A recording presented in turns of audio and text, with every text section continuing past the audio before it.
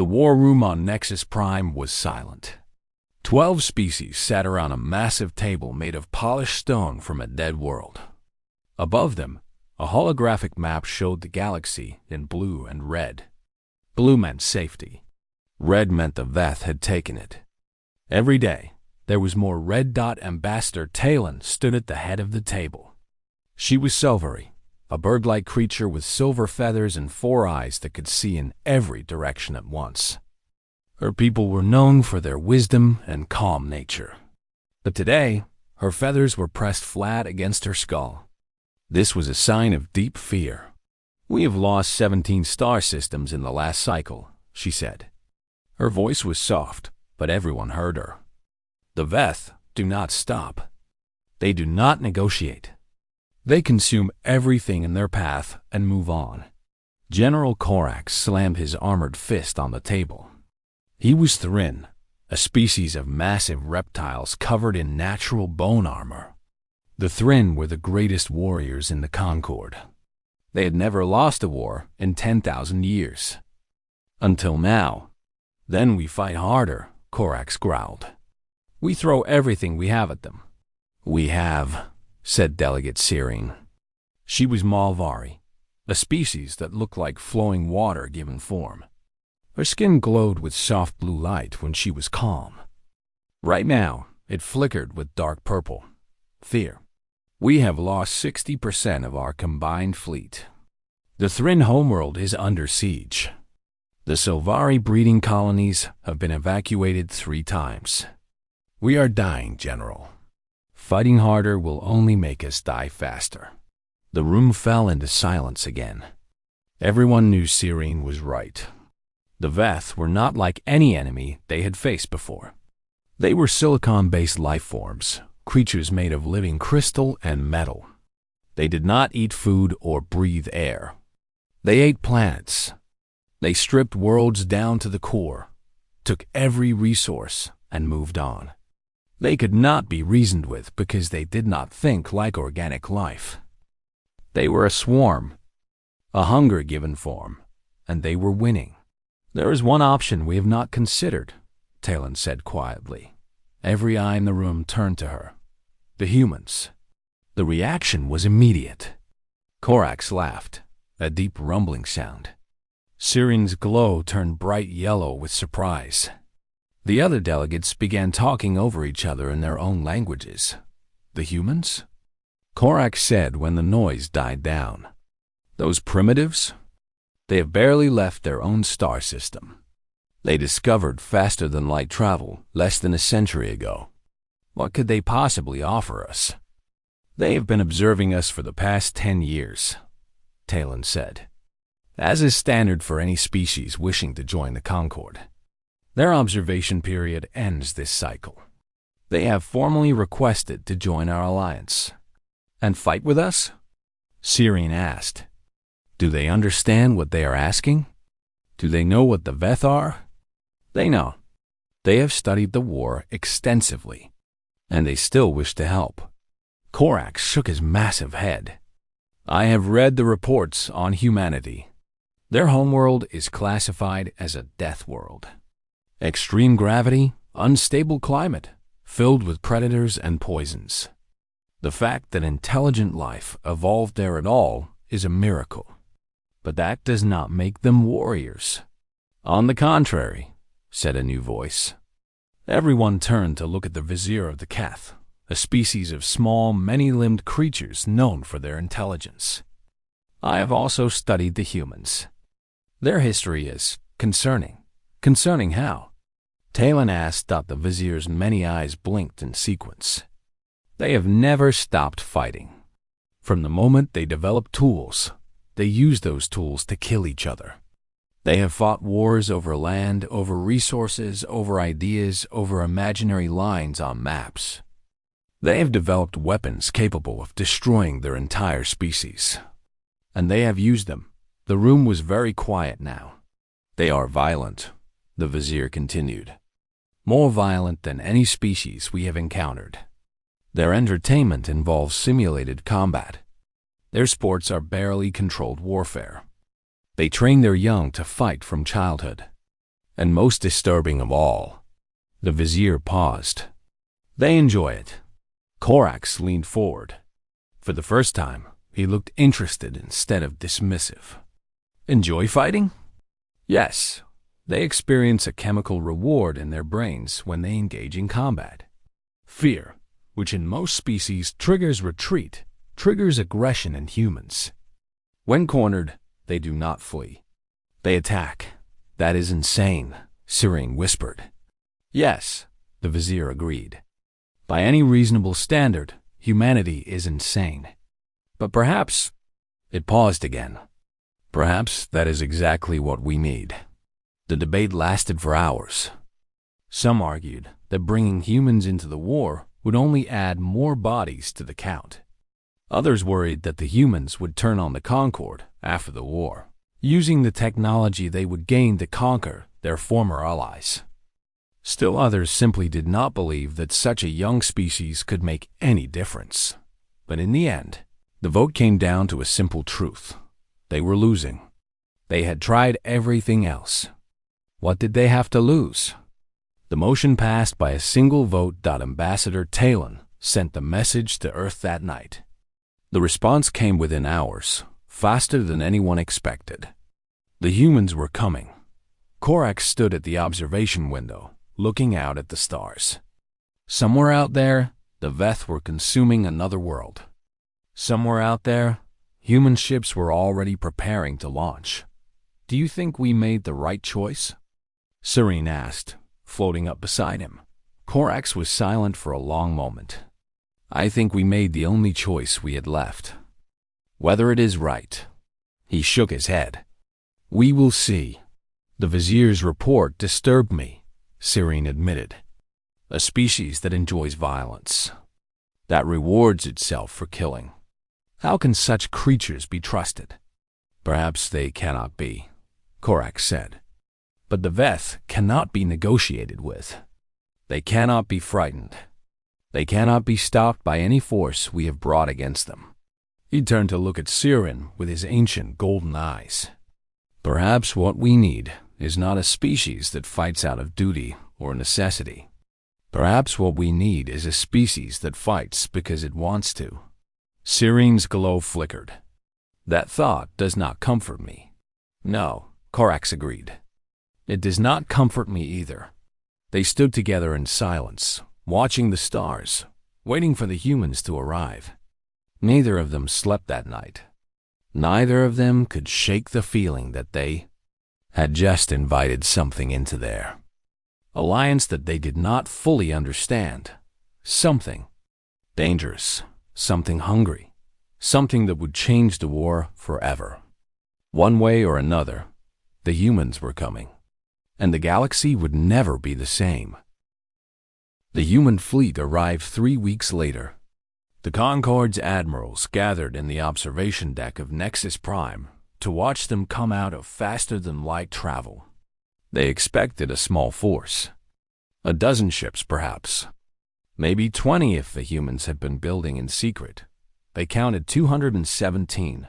Admiral Virene of the Silvery felt both her hearts skip at the same time. She was old, even by Selvari standards. She had seen fleets from 100 different species. She had never seen anything like this. That is impossible, she said quietly. They've only had FTL technology for 80 years. They should not have the resources for this. General Korax stood beside her, his armored body tense. Perhaps our intelligence was wrong. Our intelligence is never wrong. Then perhaps, Korax said slowly, the humans are better at building things than we thought. The human ships were not beautiful. They were not elegant like Selvari vessels or imposing like Thrin dreadnoughts. They were ugly, functional things made of sharp angles and thick armor. They looked like they had been built to take damage and keep fighting. They looked like weapons. The flagship was the largest, a massive carrier called the UNSC Endurance. It requested permission to dock. Admiral Virene granted it, and the entire observation deck watched as the gray behemoth connected to Nexus Prime. I will meet them personally, Korax announced. I want to see these humans up close. I will come with you, Virene said. Several other delegates joined them. Together, they made their way to the docking bay to wait for their new allies. The airlock hissed open. The first human stepped out, and every alien in the room went very still. Humans were smaller than the reports had suggested. The female who led them was barely half Corax's height. But there was something about the way she moved that made Corax's warrior instincts wake up. She moved like a predator. Every step was controlled. Every motion was efficient. Her eyes scanned the room and noted every exit, every potential threat, every weapon. She was hunting. Even now, even here, she was hunting. General Corax, I assume? The human said. Her voice was calm and strong. I'm General Helena Torres, United Nations Space Command. Thank you for having us. She extended her hand. Corax remembered from the briefing files that this was a human greeting. They clasped hands to show they were not holding weapons. He reached out carefully, mindful of his own strength. The Thrinn were powerful. He did not want to crush this small creature's bones. Torres gripped his hand and squeezed. Hard. Corax blinked. He squeezed back gently. She squeezed harder. He applied more pressure. She matched him. For a moment, they stood there, testing each other's strength. Then Torres smiled and let go. Strong grip, she said. I've heard good things about Thrinn warriors. Corax stared at his own hand. It ached slightly. This tiny creature had actually made his hand ache. And I have heard interesting things about humans. I'm sure you have. Torres turned to greet the other delegates, shaking hands with each of them. Some of them did not have hands, so she adapted. She touched foreheads with a Selvari. She bowed to a Keth. She pressed her palm against a Molvari's fluid surface. She learned each greeting in moments and performed them perfectly. She is studying us, Virene whispered to Corax. Everything she does, she is watching our reactions, learning. I noticed, Corax replied. She has the eyes of a hunter. The humans who followed Torres were equally unsettling. They came in different shapes and colors, but they all moved the same way. Alert, ready. Their eyes never stopped moving. Several of them bore scars on their faces and hands. One was missing an eye and had replaced it with a mechanical device that glowed red. Another walked with a slight limp, but moved faster than any of the aliens in the room. You have injured soldiers, Sirene observed. Should they not be in your medical facilities? Torres glanced at the one-eyed soldier. Commander Chun? He's fine. He is missing an eye. He's still got one left. Torres said this as if it were perfectly normal. Chun lost an eye taking out a pirate base 3 years ago. Killed 40 hostiles after the injury. Best sniper in the fleet. Sirene's glow flickered with confused colors. He continued fighting after losing an eye? Of course. The mission wasn't finished. The aliens exchanged looks. This was not normal behavior. This was not sane behavior. When a Selvari was injured in battle, they retreated to be healed. When a Thrinn lost a limb, they were given an honorable retirement. No one continued fighting after a major injury. It was not logical. Corax decided to test something. General Torres, we have studied human biology. Your species has many weaknesses. You are fragile. Your bones break easily. You cannot regrow limbs. You die from blood loss, from infection, from simple organ failure. How do you expect to survive against the Veth? Torres looked at him for a long moment. Then she smiled. It was not a friendly smile. It was the smile of something that knew it was dangerous. General, she said, everything you just described is what happens to us when we lose. Let me tell you what happens when we win. She pressed a button on her wrist device. A holographic display appeared between them, showing battle footage from human wars. Korax watched humans charge into gunfire. He watched them drag wounded comrades to safety while under attack. He watched a soldier with both legs blown off continue shooting until his ammunition ran out, then pull out a knife and keep fighting. Our bones break, so we learn to set them and keep moving, Torres said. We cannot regrow limbs, so we build new ones. We die from blood loss, so we learn to share blood between bodies. Every weakness you named is something we have faced before. Every single one. And we are still here. The footage changed. Now it showed humans building, constructing ships, mining asteroids, turning a dead moon into a fortress. They worked without rest. They worked in conditions that would kill other species. They worked because there was work to be done. We come from a world that tried to kill us every day, Torres continued. Our planet is covered in predators, diseases, natural disasters, and poisons. And we didn't just survive. We conquered it. We built cities on fault lines. We farmed in deserts. We turned our greatest enemies into pets and livestock. Nothing has ever stopped humanity. Not nature, not each other, and certainly not the Veth. She shut off the display and looked directly at Korax. You asked how we expect to survive. That's the wrong question, General. The right question is, how do we expect the Veth to survive us? The room was completely silent. Korax felt something he had not felt in centuries. It was a strange, cold feeling that started in his stomach and spread through his body. It took him a moment to recognize it, not fear, that he was afraid of the small, fragile creatures standing before him. He was afraid of the confidence in her eyes. He was afraid of a species that could lose an eye and consider it a minor inconvenience. "Wow," he said finally, his voice rougher than he intended. "This will be an interesting alliance." Torres smiled again. This time, it almost looked friendly. "General," she said, "you have no idea." The first joint operation was on a world called Velaran 7. It was a small planet at the edge of Concord space. The Veth had arrived 2 weeks ago and were already building hive structures across the surface. The Concord's plan was simple. Evacuate the remaining civilians, establish a defensive perimeter, and slow the Veth advance long enough for the population to escape. The humans had a different plan. Lieutenant Commander Yusuf Okonkwo stood before the tactical display, pointing at a cluster of red dots deep in Veth territory. This is the primary hive. It controls all Veth activity on the planet. Take it out, and the swarm loses coordination. Admiral Viorine shook her feathered head.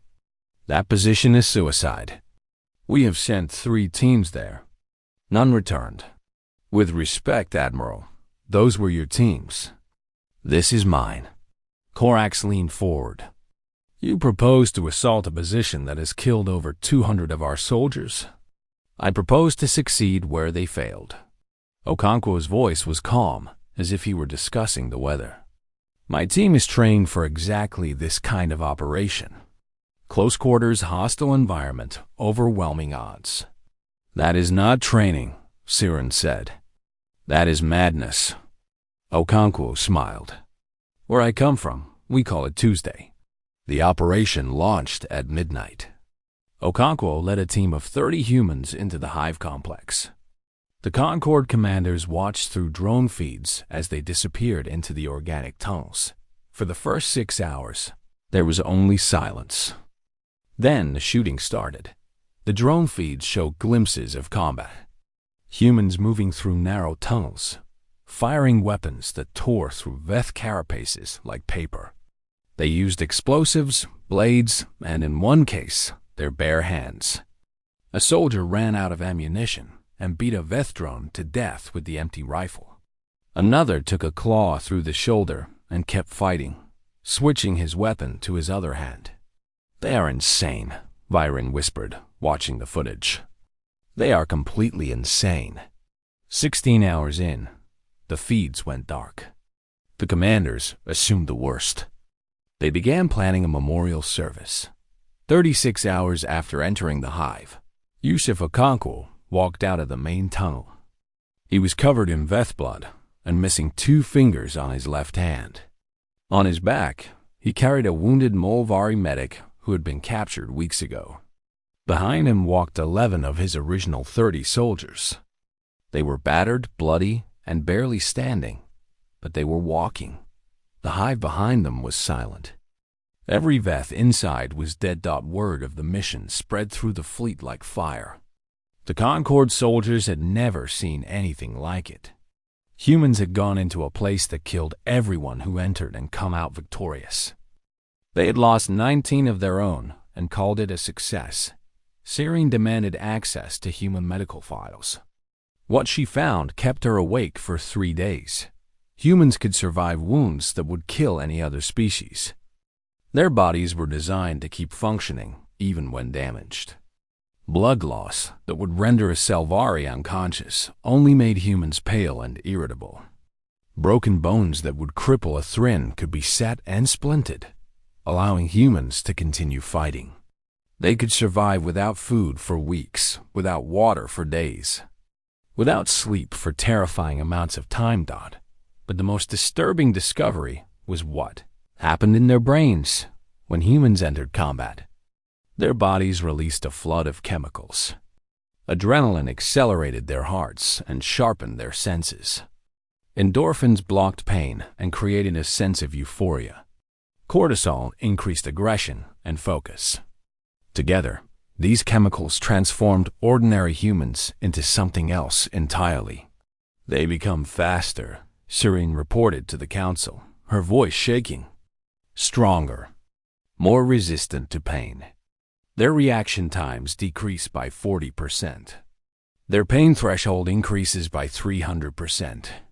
And most disturbing of all, they become calmer. The more danger they face, the more focused they become. That is impossible, a Keth delegate said. Stress impairs function. That is basic biology. That is basic biology for us, Serene corrected. Humans evolved differently. On their world, panic meant death. Only those who could remain calm under pressure survived. They have been selecting for this trait for millions of years. Korax thought about this for a long time. Are you saying humans are designed for war? I am saying humans are designed for survival. And on their world, war was how they survived. The next few months changed everything. The humans fought alongside Concord forces in a dozen engagements. Every battle followed the same pattern. The Concord soldiers would follow standard tactics: advance, retreat when overwhelmed, regroup, try again. The humans would pick a target and throw themselves at it until it was destroyed. They did not retreat. They did not regroup. They adapted on the fly, changing tactics in the middle of combat. When one approach failed, they tried another. When they lost soldiers, the survivors fought harder. It was as if death made them angry instead of afraid. At the Battle of Karath Station, a human sergeant named Maria Vasquez held a corridor alone for 4 hours while her team evacuated civilians. She was wounded 7 times. She killed 38 Veth. When reinforcements finally arrived, they found her sitting against a wall, calmly applying bandages to her own wounds. Why didn't you call for help? The Thring medic asked, stunned by the carnage around her. Vasquez looked up at him with tired eyes. Radio was broken. Besides, I had it under control. Stories like this became common. Humans who refused to die. Humans who kept fighting through injuries that should have been fatal. Humans who treated deadly situations as inconveniences rather than catastrophes. The Veth noticed. For the first time in the war, Veth forces began to hesitate before engaging human units. They pulled back from positions when humans approached. They avoided direct confrontation when possible. Korax watched this happen and felt something strange in his chest. He had been afraid of humans when they first arrived. Now he was afraid of them for a different reason. He was afraid because he was starting to like them. Yusuf. Okonkwo had become his frequent drinking companion. The human had lost 2 fingers and walked with a limp from a wound he had received on Voran 7. He should have been in rehabilitation. Instead, he was planning the next assault. "Does nothing slow you down?" Korax asked one evening, watching Okonkwo sketch battle plans with his damaged hand. Okonkwo looked up and grinned. "Plenty of things slow me down, General. Nothing stops me. There's a difference." "What is that difference?" "Stopping means giving up. Slowing down just means I get there later." Okonkwo went back to his sketching. "My grandmother used to say that the only real failure is the failure to try. Everything else is just a setback." Korax considered this. "Your grandmother sounds like a warrior. She was a school teacher. But on Earth, that's almost the same thing." The Thryn general laughed. It was a genuine laugh, the first one he had experienced in years. Perhaps humans were insane. Perhaps they were dangerous. Perhaps inviting them into the Concord would have consequences no one could predict. But watching them fight, watching them refuse to give up no matter the odds, watching them treat impossible situations as mere challenges, Korax found himself feeling something he had not felt in a very long time. Hope. Maybe, just maybe, the humans could teach the galaxy how to win. 6 months into the joint campaign, something unprecedented happened. The Veth retreated. It was not a tactical withdrawal. It was not a strategic repositioning. It was a retreat born from something the Veth had never experienced before in their million-year existence. Fear. Admiral Virene stood on the bridge of her flagship, watching the sensor data with all 4 eyes. Veth forces across the sector were pulling back, abandoning positions they had held for years.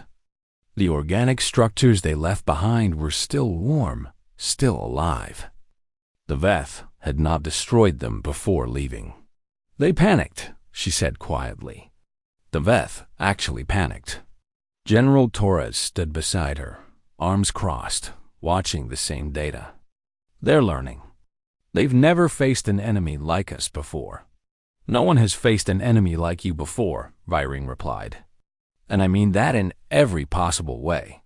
The humans had changed the war in ways no one had expected. It was not just their fighting ability, though that was terrifying enough. It was their minds. The way they thought about problems was completely alien to the Concord.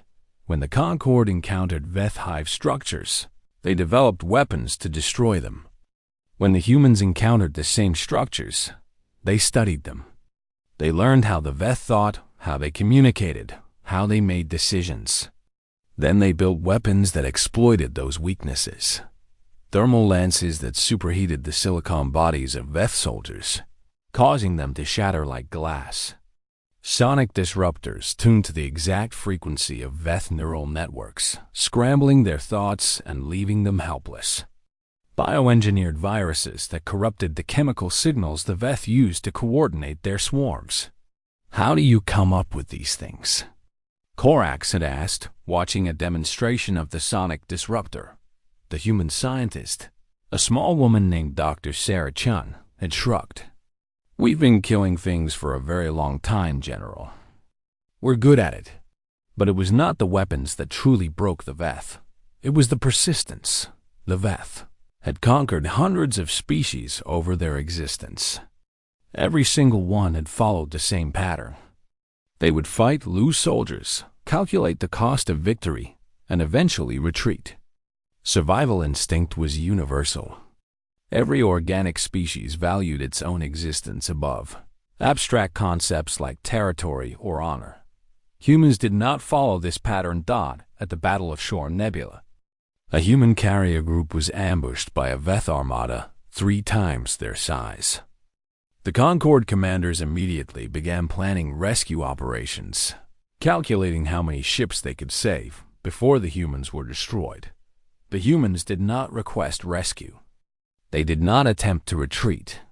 They accelerated. Captain Maria Santos of the UNSC Defiant broadcast on all frequencies. Her voice was calm, almost cheerful. "All hands, this is the captain. We are outnumbered and outgunned. We have two options: die running or die fighting. I know which one I'm choosing." Ramming speed. Corax watched in disbelief as the Defiant surged forward, engines burning at maximum power. The ship was heavily damaged, trailing fire and debris. It had no chance of survival. Santos knew this. She aimed directly at the Veth command vessel. The impact was spectacular. The Defiant struck the massive Veth ship at full speed, and both vessels exploded in a ball of fire that briefly outshone the nearby star. The explosion caught 17 other Veth ships in its radius, destroying them instantly. And then the remaining human ships attacked. They should have run. Any sane species would have run. The humans charged into the confusion caused by Santos' sacrifice, weapons firing, moving at speeds that pushed their engines to the breaking point. They fought like demons, like creatures possessed, like they had nothing left to lose. When Concord reinforcements finally arrived 3 hours later, they found a graveyard. Veth ships drifted in pieces. Human ships floated among them, battered and broken, but somehow still intact. Of the 20 human vessels that had faced the ambush, 7 survived. Captain Santos was among the survivors. Her ship was destroyed, but she had been evacuated to another vessel moments before impact. She was already demanding a new command. "You sacrificed your ship," Virene said during the debriefing, still unable to fully process what she had witnessed. "You destroyed a perfectly functioning warship to take out one enemy vessel." "I destroyed my ship to take out 18 enemy vessels," Santos corrected, "and to create an opening for the rest of my fleet. It was a tactical decision. It was suicide." Santos smiled. It was the same smile all humans seemed to share. The smile that said they knew something you did not. "Admiral, where I come from, we have a saying. There are worse things than dying." "Such as?" "Living with the knowledge that you could have done something and didn't." The Veth did not understand this. They could not understand this. Their entire strategy was based on the assumption that enemies would eventually retreat when the cost became too high. They would accept losses and calculate odds and make the rational choice to preserve themselves. Humans made different calculations. Humans looked at the odds, acknowledged that they would probably die, and attacked anyway. Not because they did not value their lives, but because they valued other things more. Things like duty, honor, revenge, love, abstract concepts that had no survival value, but somehow made humans willing to sacrifice everything. The Veth had no counter for this. How do you defeat an enemy that does not fear death? How do you break the will of a species that considers death preferable to surrender? As the months passed, the pattern became clear. The Veth were not just losing battles. They were losing the will to fight. Their swarm intelligence was built on a simple principle: consume, expand, repeat. When expansion became costly, the swarm would redirect to easier targets. But there were no easier targets anymore. The humans were everywhere. They had trained Concord forces in their tactics. They had shared their weapons, their strategies, their terrifying philosophy of war. The entire alliance was beginning to fight like humans. General Corax led a combined assault on a Veth colony world and noticed something strange. The Veth defenders hesitated when his forces advanced. They actually waited to see if the attackers would retreat before committing to battle. They were expecting an enemy that valued survival. Corax smiled, showing all his teeth. He had been spending too much time with humans. Their madness was contagious. "All units," he broadcast, "attack. No quarter, no prisoners, no retreat." The battle lasted 16 hours. The Veth fought hard, but they fought like a species that expected its enemies to eventually give up. When the Concord forces kept coming, wave after wave, they did not know how to respond. Their coordination broke down. Their formations collapsed dot by dawn. The colony was silent. Korax stood in the ruins of the Veth Command Center, looking at the destruction his forces had caused.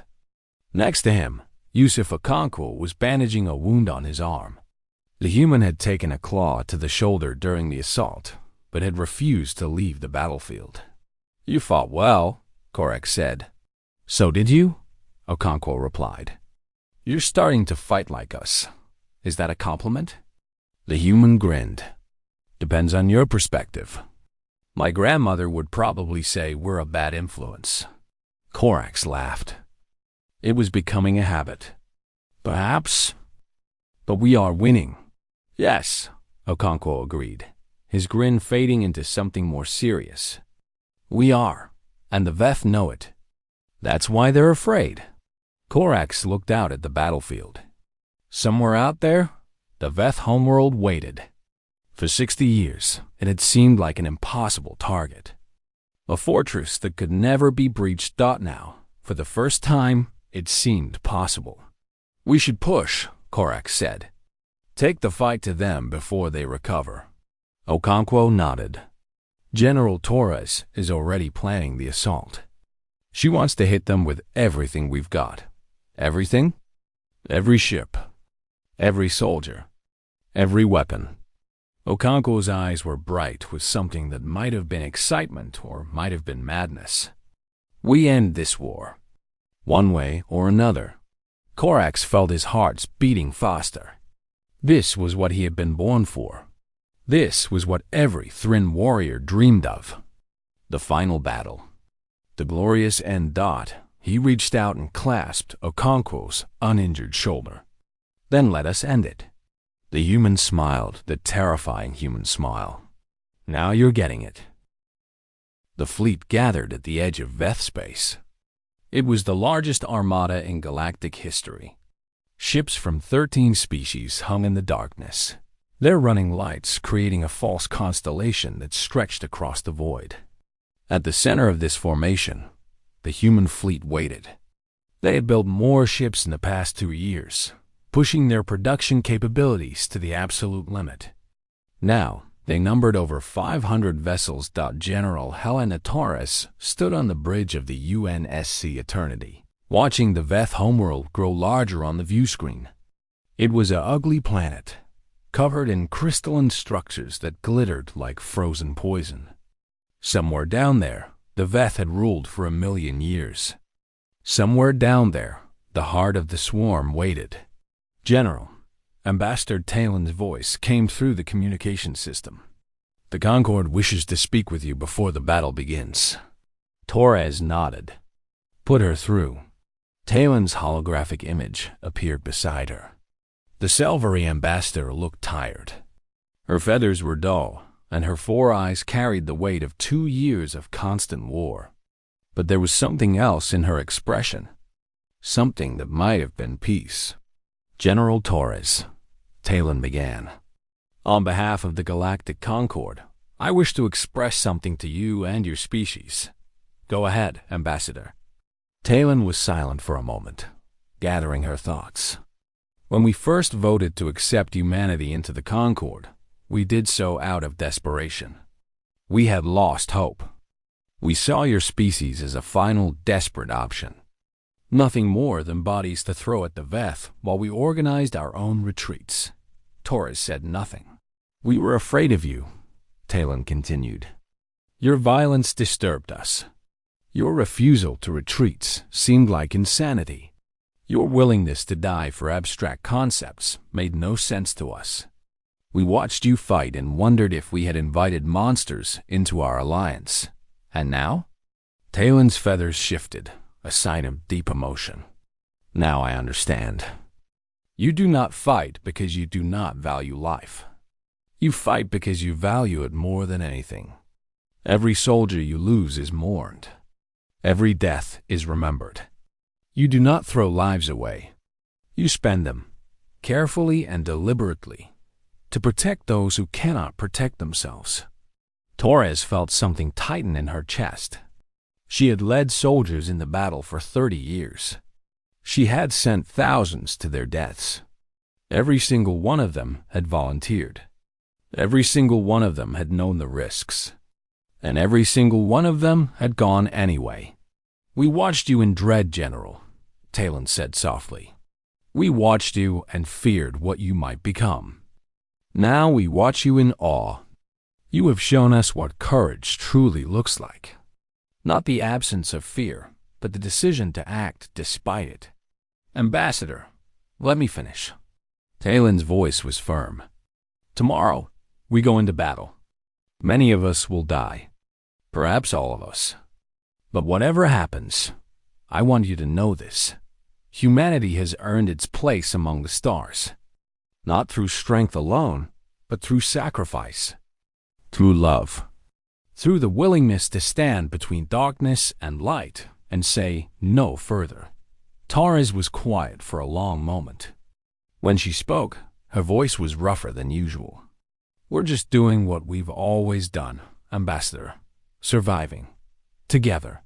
Talon smiled. It was strange to see a Selvari smile. "Perhaps. But you have taught us how to survive with you. That is no small gift." The communication ended. Torres stood alone on her bridge, looking at the planet that had haunted the galaxy for so long. Tomorrow it would be over. One way or another, the battle began at dawn. The Veth threw everything they had at the attacking fleet. Millions of drones poured out of the planet's atmosphere, a crystalline cloud that blotted out the stars. Behind them came the warships, massive vessels grown rather than built, their living hulls rippling with weapons. The Concorde fleet advanced at the front with the Thrin dreadnoughts, their armor gleaming in the light of distant suns. General Corax stood on the bridge of his flagship, watching the Veth approach. Beside him, Yusuf Okonkwo was checking his weapons for the boarding action that would follow. "Are you ready, old friend?" Corax asked. Okonkwo grinned. "I've been ready for this my whole life, as have I." Corax raised his fist in a human gesture of solidarity. "For the Concorde. For Earth." Okonkwo bumped his fist against Corax's armored hand. "And for everyone else." The first wave hit. The sky turned to fire. Ships exploded on both sides. The Veth fought with the desperation of a species that knew it was dying. They rammed their vessels into Concorde ships. They detonated their own drones in suicide attacks.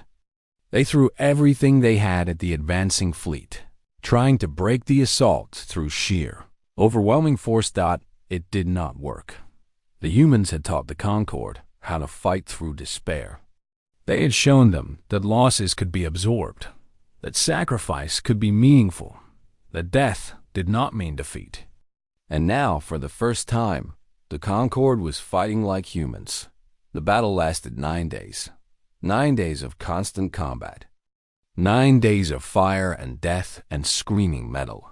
Ships were destroyed and replaced. Soldiers fell and others took their places.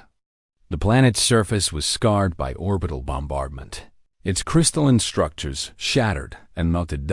On the 6th day, General Torres led a landing force onto the planet itself. They fought through hive tunnels that seemed to go on forever.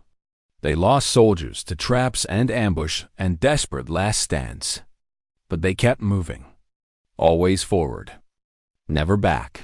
On the 8th day, they reached the central hive, the heart of the Veth consciousness, a crystalline structure that pulsed with the thoughts of 1 billion creatures. Torres stood before it, her armor cracked and her body exhausted. Around her, the survivors of her assault team waited. Humans, Thrin, Selvari, Molvari. Species that had never fought together before this war. Species that had learned to trust each other in the crucible of combat. "This is it," she said. "The brain of the swarm. We destroy this, we destroy them. How?" Someone asked. Torres smiled. It was a tired smile, but it was real. the old-fashioned way. She planted the bomb herself. It was a human weapon, designed by human scientists, built by human hands. It would create a cascade reaction that would destroy not just the hive mind, but every Veth connected to it. As she activated the timer, she thought about everyone who had died to get her here. Every soldier, every friend, every stranger who had given their life for a cause they believed in. "This is for all of you," she whispered. The explosion was visible from orbit, a pillar of fire that rose through the planet's atmosphere and reached toward the stars. And as it faded, so did the VETH. All across the galaxy, Veth forces stopped moving. Their ships drifted without purpose. Their drones fell silent. The hive mind that had connected them for 1,000,000 years was gone. They were just crystalline shells now, empty, harmless. The war was over. In the months that followed, the galaxy began to rebuild. The Concord established new colonies. Trade routes reopened. Species that had spent generations fighting began to learn how to live in peace. And humanity was at the center of it all. They were not the strongest species in the galaxy. They were not the smartest or the longest-lived or the most technologically advanced. But they had taught the Concord something that none of those things could provide: how to hope. Years later, historians would write about the war. They would analyze battles and strategies and the technical specifications of weapons. They would debate tactics and question decisions and argue about what could have been done differently. But the soldiers who had fought alongside humans told different stories. They spoke of comrades who refused to leave them behind. They spoke of medics who worked themselves to exhaustion saving lives. They spoke of officers who led from the front and refused to ask their soldiers to do anything they would not do themselves. They spoke of a species that had come from a death world and had brought that same ferocity to protect those who had become their friends. When new species joined the Concord and asked about humans, the veterans would smile. It was a knowing smile, a smile that said they had seen something that could not be fully explained. "They are small," they would say. "They are fragile. They are fragile. They live such short lives. And they are the most terrifying and wonderful beings we have ever known. Why?" The newcomers would ask. The veterans would look up at the stars, where human ships still patrolled, still guarded, still stood watch over a galaxy they had helped save. Because when the universe tries to kill them, they would say, they kill it back. And then they help everyone else survive too. Somewhere in the rebuilt headquarters of the Galactic Concord, a statue stood.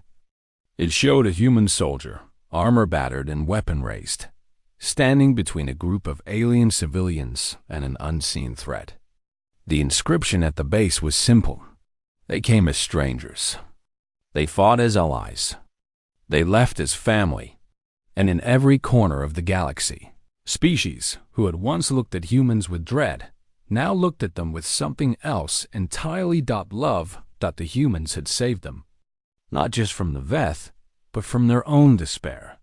They had shown the galaxy what it meant to fight for something beyond survival, to believe in something beyond logic, to love something beyond reason. And the galaxy would never forget.